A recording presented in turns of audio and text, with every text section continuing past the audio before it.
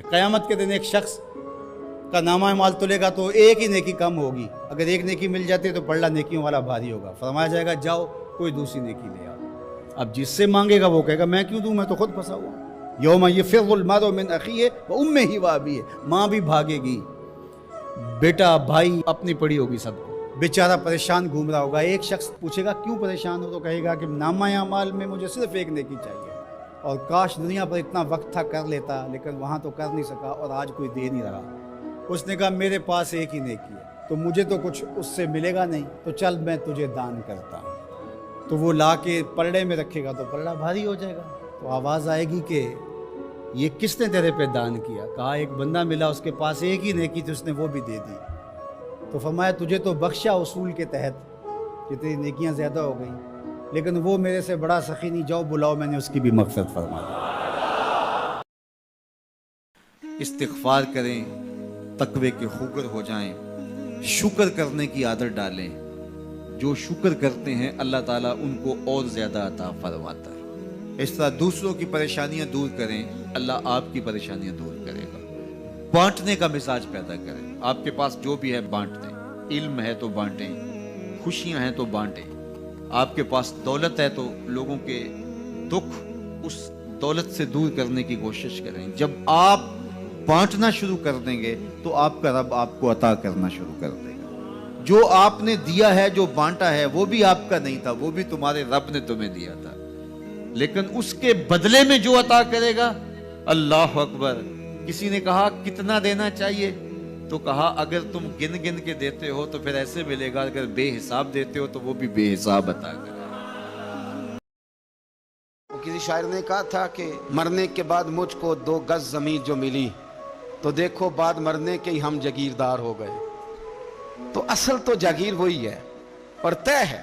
इतना मर्जी एसी लगा के कमरा ठंडा कर लें, टाइल पत्थर लगा के उसको आप साफ सुथरा कर लें, और आप उठने की भी तकलीफ ना करें, रिमोट कंट्रोल के साथ हर चीज़ अपने कमरे की आप कंट्रोल कर लें, पूरा हवादार कर लें, लेकिन आप बचेंगे तब ना जब कब्र जन्नत के बागों में से बाग बनेगी। अगर वो जन्नत के बागों में से बाग नहीं बनती तो फिर फायदा नहीं। मेरे हुजूर ने जिंदगी का खूबसूरत जाविया हमें अता फरमाया कि अल्लाह के नज़दीक जो महबूब तरीन आमाल हैं उनमें से एक अमल ही है किसी मोमिन के दिल में खुशी दाखिल कर देना। हुजूर ने क्या फरमाया?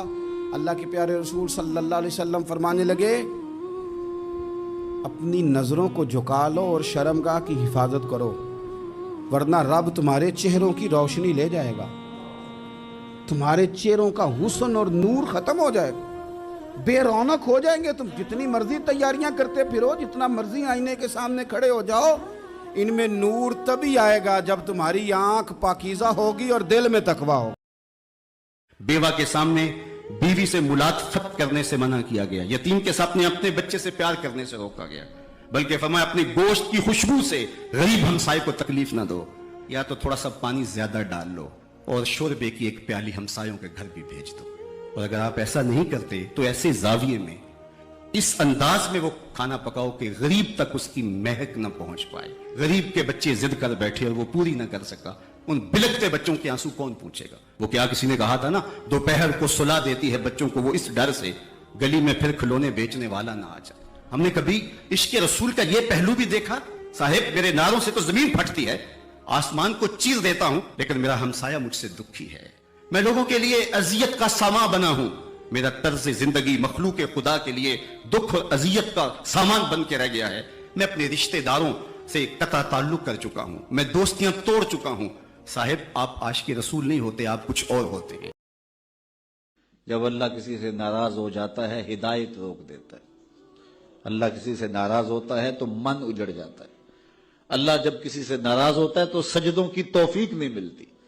अल्लाह जब किसी से नाराज होता है तो खशियत इलाही के जज्बे छीन लिए जाते हैं, तो वो ये दौलतें ले लेता है। बंदा समझता है मैं नमाज पढ़ने नहीं जाता, और तू कौन है ना जाने वाला, वो बुलाता ही नहीं है, तुझे तौफीक के सजदा ही नहीं देता है।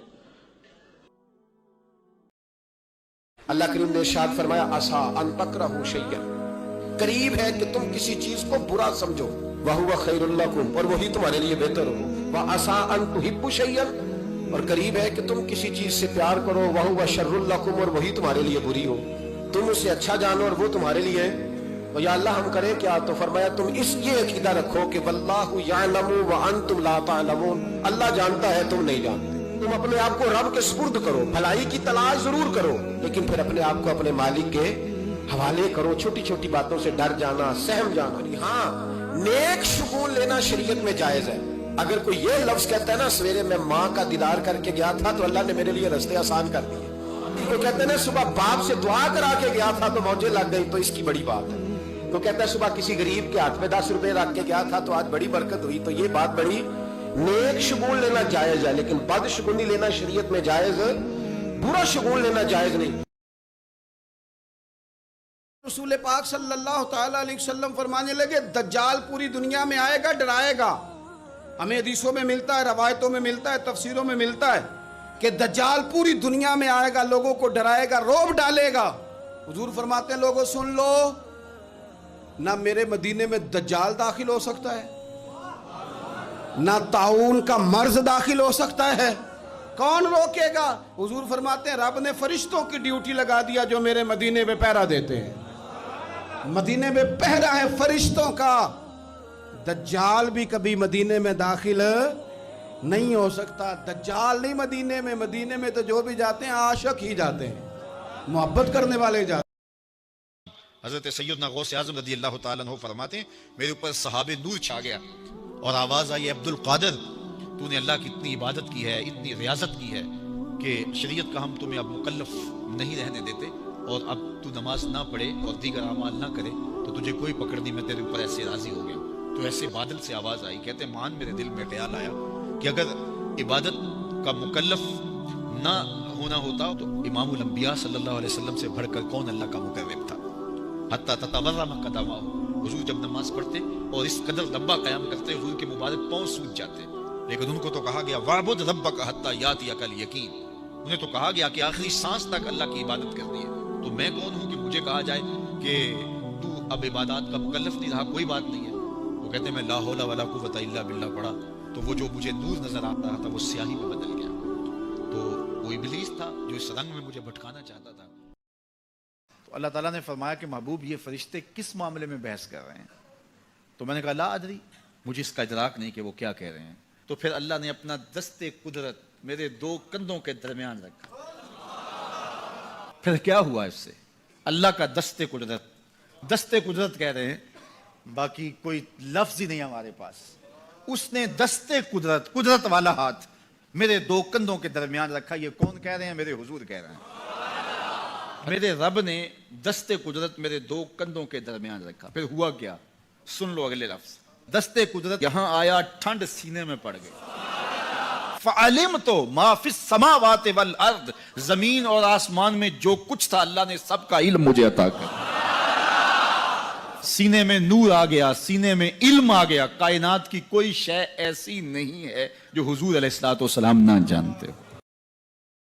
اگر آپ یہ چاہیں کہ میری زندگی سہل گزرے تو لوگوں کی زندگیوں کو سوکھا کر دو۔ بعض اوقات ہمارے رویوں سے لوگ اوکھے ہوتے ہیں۔ ایک بندہ مجھے کہنے لگا کہ بڑی پریشانی ہے، تو میں نے کہا اللہ کی مخلوق کے لیے آسانیاں پیدا کرو۔ تو اس نے کہا میں تو کسی کو کوئی تکلیف نہیں دیتا۔ میں نے کہا کہ آپ کے گھر کے سامنے گلی کتنی چوڑی ہے؟ وہ کہنے لگا 12 فٹ کی گلی ہے۔ تو میں نے کہا کہ آپ نے جو تھڑا بنایا ہے وہ کتنا آپ نے بنایا؟ کہتا 3 سیڑھیاں ہیں۔ تو میں نے کہا کہ یہ اللہ کی مخلوق کو تکلیف نہیں ہے؟ 12 فٹ کی گلی ہے، لوگوں کی بیچاروں کی کبھی گاڑیاں بھی گزرتی ہیں، جنازے بھی گزرتے ہیں، اور تم نے 3 سیڑھیاں اس گلی کے اندر رکھی ہوئی ہیں اور تم سمجھتے ہو کہ میں کسی کو تکلیف نہیں دے رہا۔ تم لمحہ لمحہ اللہ کی مخلوق کو تکلیف دیتے ہو۔ اس نے کہا ابو ہریرہ میں تمہیں ایک بات بتاتا ہوں، اگر تمہیں اچھی لگے تو مجھے چھوڑ دو گے؟ کہا بتاؤ۔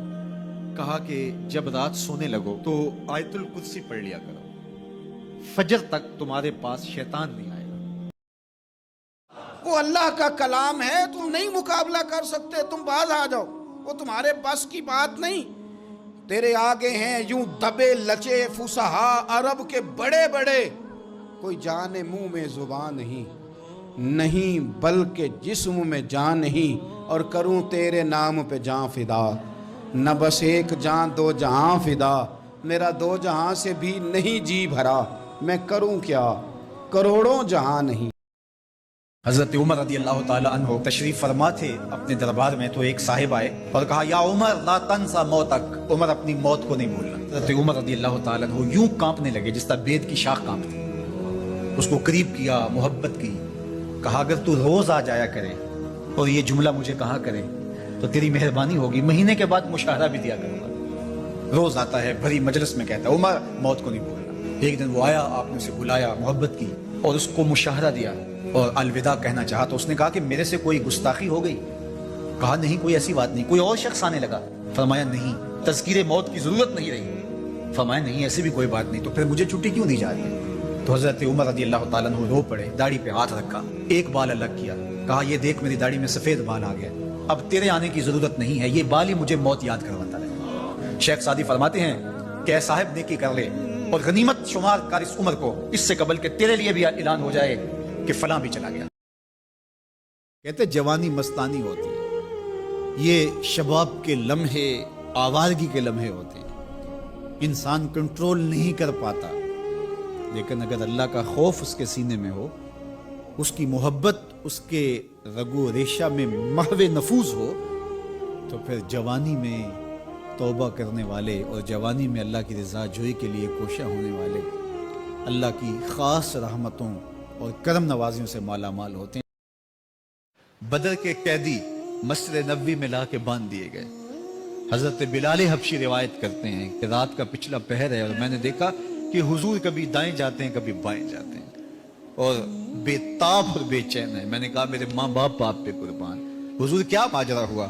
کہا ان کی رسیاں سختی سے بند گئی ہیں اور ان کو تکلیف ہو رہی ہے، وہ جو خون کے پیاسے تھے پھر ان کی رسیاں جو ہیں وہ ڈھیلی کی گئیں، پھر حضور کے دل کو قرار ملا۔